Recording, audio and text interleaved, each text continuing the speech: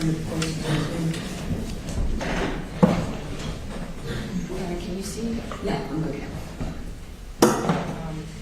Just for the record, this is going to be dates number 1 through 6. 24. Thank you. This is dates 24. There's clips that are labeled 1, arrival at Triage, 2, transfer Lucy, 3, arrival at JP Boat.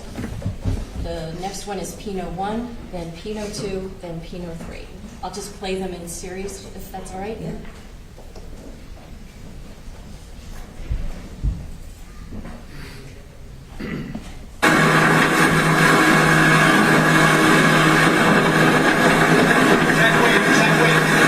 Alright, pay close attention here. The court is introducing a series of video exhibits, and that matters because jurors aren't just hearing testimony anymore. They're seeing events unfold in real time. Video evidence can be incredibly persuasive, which is exactly why courts scrutinize what gets shown and what doesn't.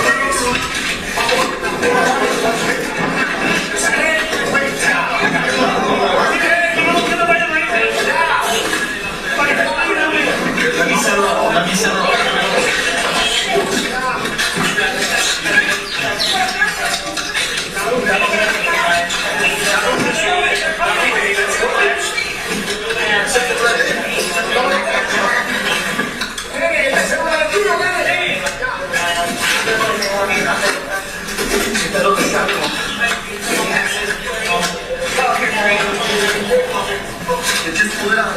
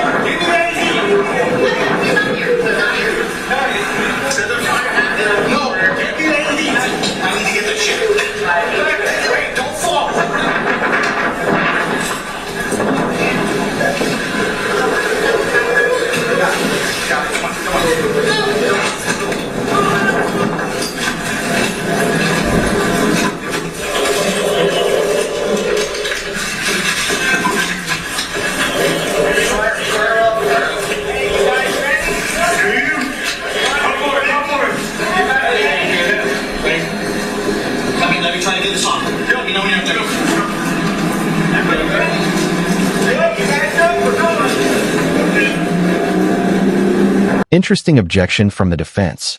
They're pointing out that they don't recall these clips being displayed previously in court.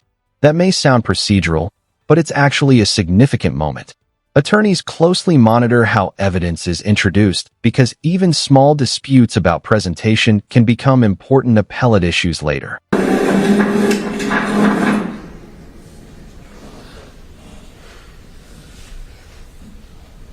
Your Honor, that clip is 5 minutes. The next one is going to be 50 seconds, and this is styled as transfer Lucy.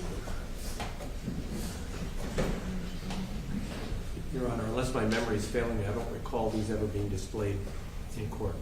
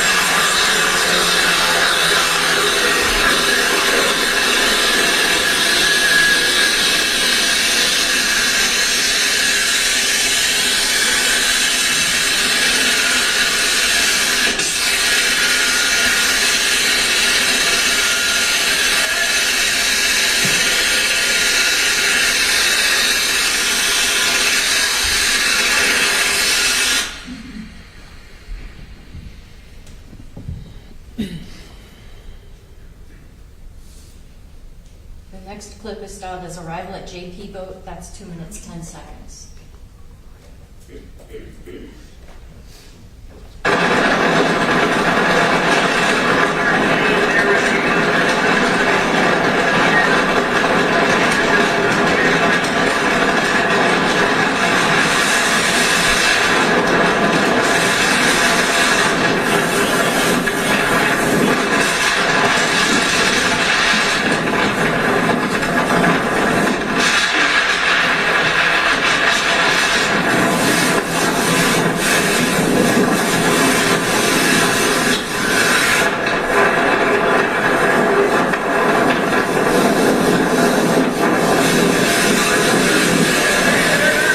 One vessel. 3 million water.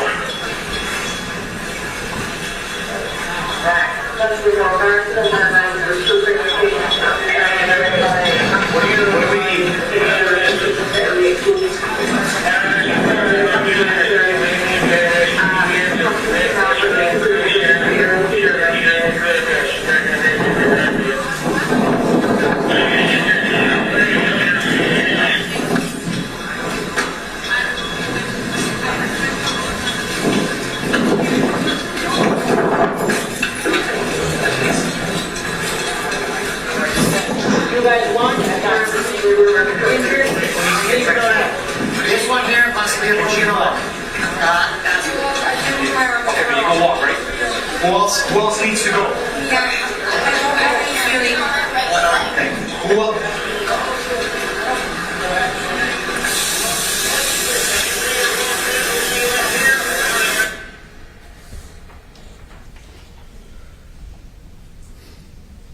Notice the shift in tone. What started as a chaotic emergency response is becoming a clearer picture of the victim's condition.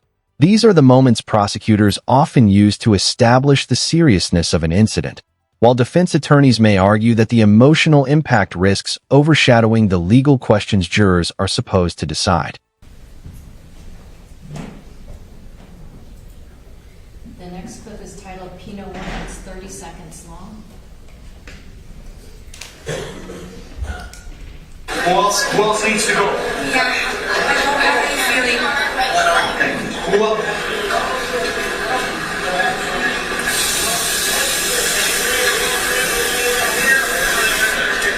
Guys, what do you need? We're trying to get, your original was everyone brought to LEP. Okay. Can't go to LEP. They're working. Or they can come here. Got it. Trying to coordinate that. Got it. You guys need a back for this. She's in serious condition also, so we're gonna need to. Mia.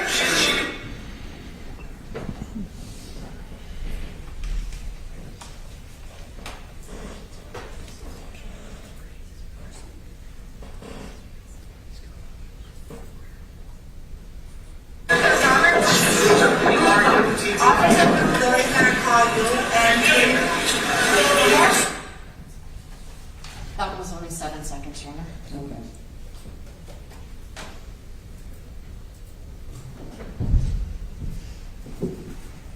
This one is 1 minute. I'm fine. I'm fine. Thumbs up. Take care of that over there. You have a nick in the back of your head. Yeah. I think your back hurts. I think I can hear for it. I think back here. Lean back. Lean back. Grab you, right? Do not close your eyes. Hey, are you guys going around yet? Have any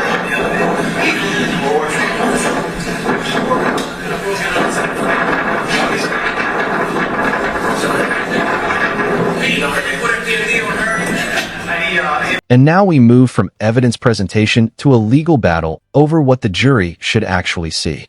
This is one of the most important balancing acts in any trial.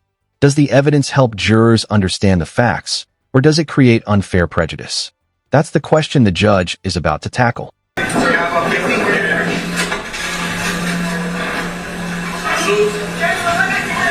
Yeah, Sassy, I'll talk to you now. I love you. Oh my God, please here. Look this way. This is how I'm talking to the lady.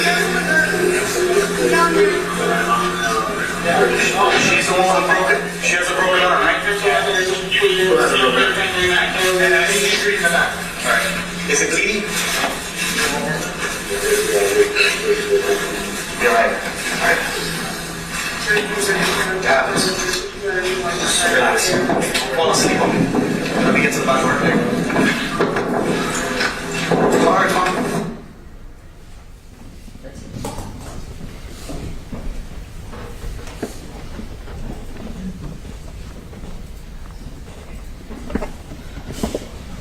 All right, I'm ready to address.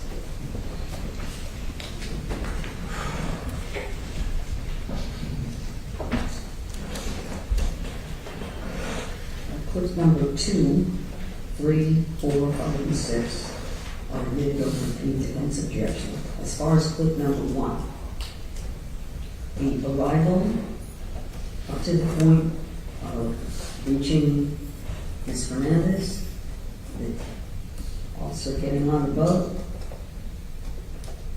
initial, getting her on the backboard, moving her over to the other boat. Once she's over near the boat, This is classic courtroom decision-making. The judge isn't deciding whether the footage is emotional. Everyone agrees it is. The judge is deciding whether its value as evidence outweighs the risk that jurors could be influenced by emotion rather than the specific legal issues they're tasked with resolving. What do you think? Should jurors see difficult footage if it helps tell the full story? that's that. Nothing after that.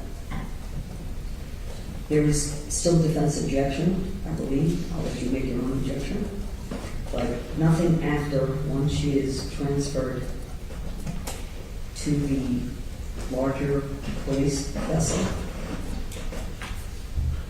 No, he described it in his testimony. That's sufficient.